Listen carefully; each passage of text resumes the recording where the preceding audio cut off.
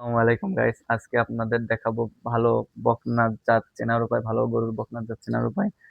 এখন আমার এখানে দেখতে পাচ্ছেন একটা গির জাতের বকনা আছে।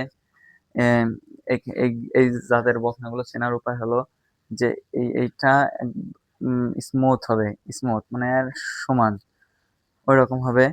তারপর এই এই ঝুলাগুলো এই গির জাতের গরুর বেশি হয়, মানে কম্বল, এটাকে বলে কম্বল। ডাক্তারি ভাষায় বলে কম্বল। এই জাতের কিন্তু but যখন ফ্রিজিয়ান গরু কিনবেন তখন ফ্রিজিয়ান গরুর এই কম্বল ছোট দিকে কিনতে হয়, তাহলে দুধ ভালো হয় আসে। এখানে আবার দেখতে হবে যে পিছনে পিছনের জায়গাটুকু যত উম, বেশি বড় হবে তত মনে করেন যে তার দুধের ধারণ ক্ষমতা বেশি হবে, দুধ বেশি হবে।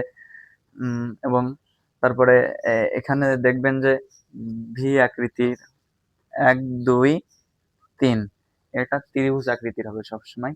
আর এই যে ভুঁড়ি যেটা দেখতে পাচ্ছেন এটা সবসময় ইউ আকৃতির হবে, যাতে সেটা সুস্থ সবল গরু বোঝা যায়। এটা ইউ আকৃতির হবে। And এখানে দেখে নেবেন যে এখানে একটা ইয়ে আছে, ওইটা যত মোটা হবে তার দুধের ধারণ ক্ষমতা তত বেশি। এবং আহ, উম, এগুলো গির জাতের গরুর জন্য বলছি। যখন আপনি ফ্রিজিয়ান গরু কিনবেন তখন তার ওই কম্বল গুলো ছোট হবে এবং মাথাও ছোট হবে। এবং ফ্রিজিয়ান গরু সবসময় পিছন দিকে কিনতে হবে, যাতে দুধ মানে সে বেশি দিতে পারে, এটাই দেখে।